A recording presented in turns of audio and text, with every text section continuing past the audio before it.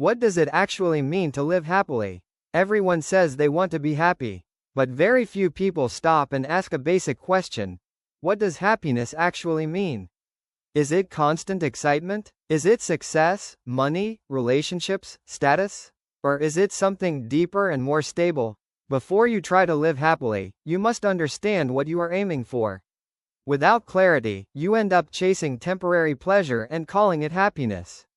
Happiness is often confused with intensity. A vacation feels good. Buying something new feels good.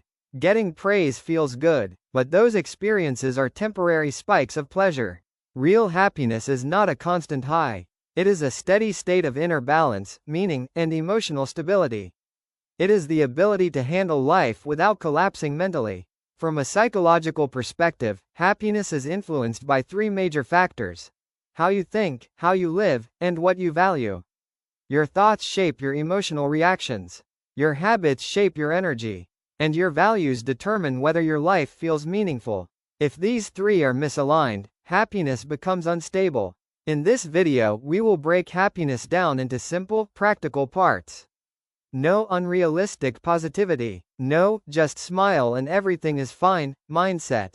We will look at how your brain works, how habits affect mood, how relationships matter, and how to design a life that feels calm and fulfilling.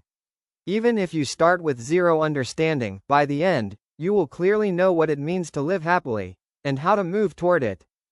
Understand the difference between pleasure and happiness.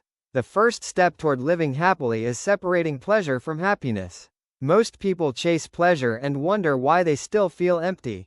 Pleasure is short-term. It comes from external stimulation, food, entertainment, scrolling, buying something new, getting attention, winning an argument. These experiences activate dopamine in your brain, which creates a temporary feeling of reward. But dopamine spikes are designed to fade. That's why the excitement of something new quickly becomes normal.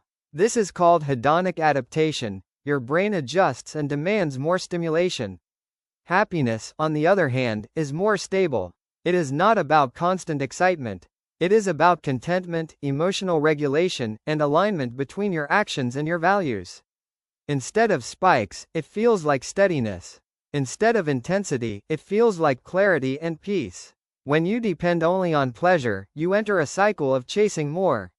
More entertainment, more validation, more distraction. But when you build happiness through meaningful work, strong relationships, healthy habits, and rational thinking, your emotional baseline improves.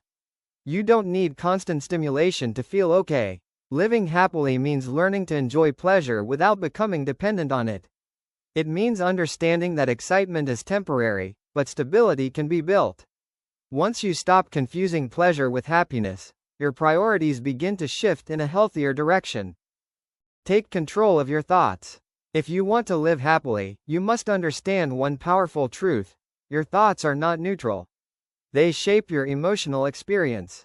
The same situation can feel like a disaster or a challenge depending on how you interpret it.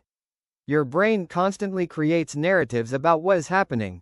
Those narratives influence your mood more than the events themselves. Psychology calls this cognitive framing. When something goes wrong, one person may think, "I always fail. I'm not good enough." Another person may think, "This didn't work.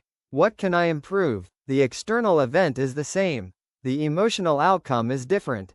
The difference lies in interpretation. Your brain has a negativity bias.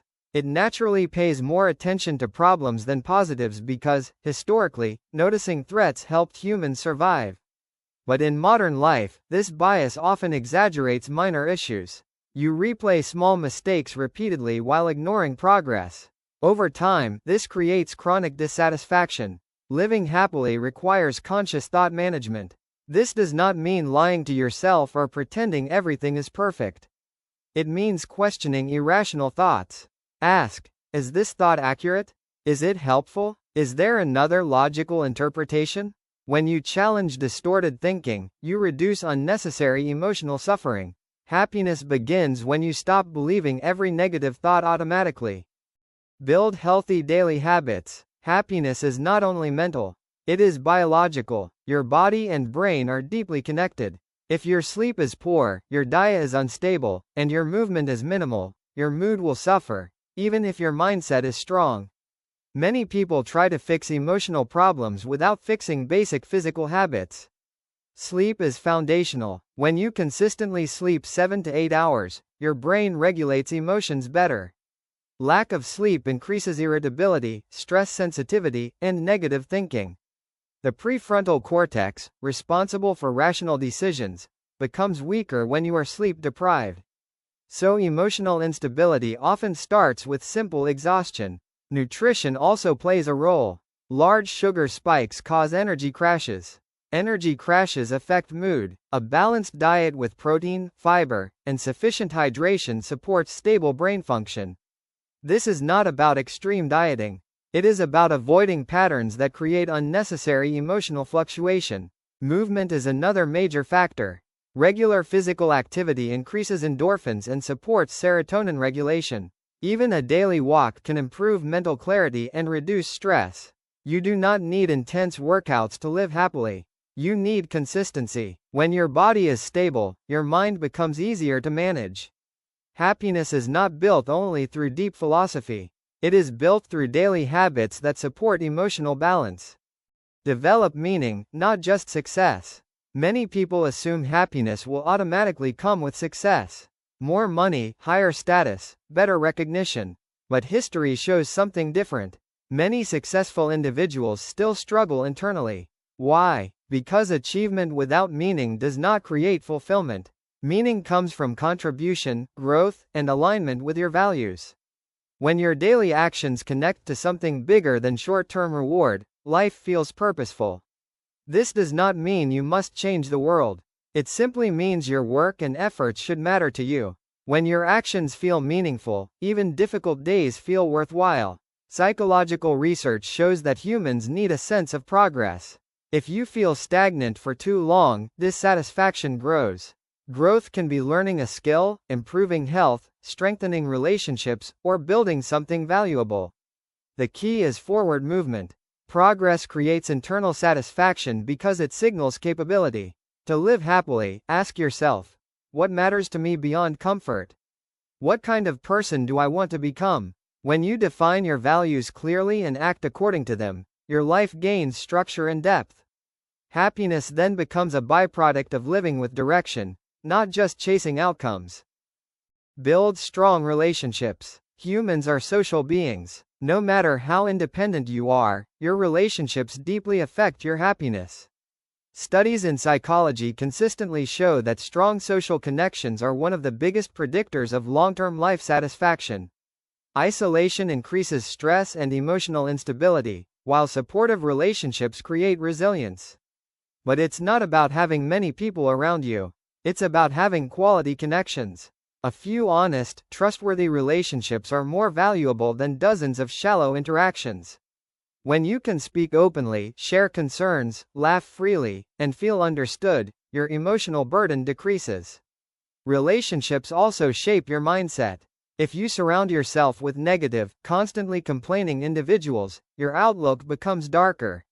If you spend time with people who are rational, supportive, and growth-oriented, your thinking improves.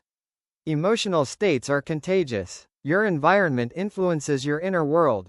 Living happily means investing time in meaningful conversations, listening actively, and being present. It also means setting boundaries with people who drain your energy.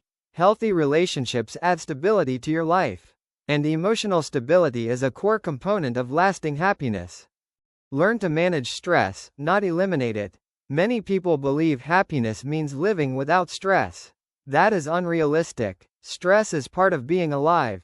Deadlines, responsibilities, uncertainty, and challenges will always exist. The goal is not to eliminate stress completely. The goal is to manage it intelligently. There are two types of stress: constructive stress and destructive stress. Constructive stress pushes you to grow, improve, and take action. It feels uncomfortable but productive. Destructive stress overwhelms you, especially when you feel a lack of control. The difference often lies in how you perceive the situation. When you view challenges as threats, your body remains in prolonged fight or flight mode. cortisol stays elevated, and mental fatigue increases. But when you view challenges as problems to solve, your brain activates a more focused response. You still feel pressure, but it becomes manageable rather than paralyzing. Practical stress management includes exercise, deep breathing, structured planning, and realistic expectations. Break large problems into smaller steps. Focus on what you can control instead of obsessing over uncertainty. When you manage stress instead of avoiding it, you build resilience. And resilience makes happiness more stable. Practice gratitude and present awareness. A major reason people struggle with happiness is constant comparison. Social media, competition, and cultural pressure push you to focus on what you lack instead of what you already have. When your attention stays fixed on missing pieces, satisfaction becomes impossible. Gratitude is not blind optimism. It is a cognitive practice of directing attention toward what is working in your life. Your brain naturally scans for problems. That is its survival design. Gratitude balances this bias. When you intentionally recognize small positives, stable health, supportive people, progress and skills, your emotional baseline shifts gradually. Present awareness is equally important. Many people live mentally in the past or future. Regret about previous mistakes or anxiety about future outcomes consumes mental space. But happiness can only be experienced in the present moment. When you focus on what you are doing right now, working, eating, walking, talking, your mind becomes calmer. This does not mean ignoring goals or pretending problems don't exist. It means reducing unnecessary mental time travel. When you practice gratitude and stay mentally present, you reduce internal noise. And less internal noise creates more peace. Accept imperfection and uncertainty. One hidden enemy of happiness is perfectionism. Many people believe they will finally feel happy when everything is fixed, when they earn more, look better, achieve more, solve every problem. But life does not operate in a perfect, stable state. There will always be uncertainty, mistakes, and unfinished goals. Perfectionism creates constant pressure. If your standard for satisfaction is unrealistic, your brain rarely allows you to feel content. Even success feels insufficient because the next target immediately replaces it. Over time, this mindset creates chronic dissatisfaction. Living happily requires accepting that imperfection is normal. You will make errors. Plans will fail. People will disappoint you. Unexpected events will occur. When you stop expecting total control, you reduce unnecessary frustration. Acceptance does not mean passivity. It means acknowledging reality before deciding how to respond. Uncertainty is also unavoidable. No one can predict the future perfectly. Instead of trying to eliminate uncertainty, focus on building adaptability. Skills, resilience, emotional regulation, these are within your control. When you trust your ability to handle uncertainty, fear decreases. And when fear decreases, happiness becomes easier to maintain.